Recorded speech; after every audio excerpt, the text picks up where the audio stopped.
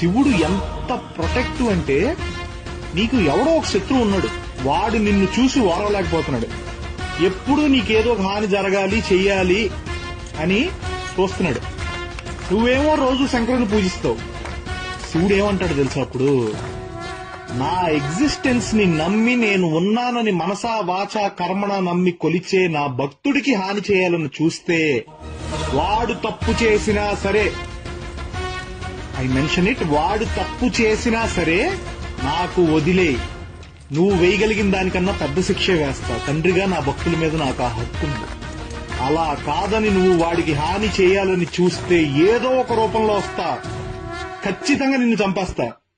ఆ చంపడం కూడా అలా ఇలా కాదు, మళ్లీ ఇంకో జన్మెత్తాలి అన్నప్పుడు నీ ఒంట్లో ఆఖరి రక్తపు కణం కూడా బెదిరి చచ్చేలా చంపుతా అంటాడు శంకరుడు.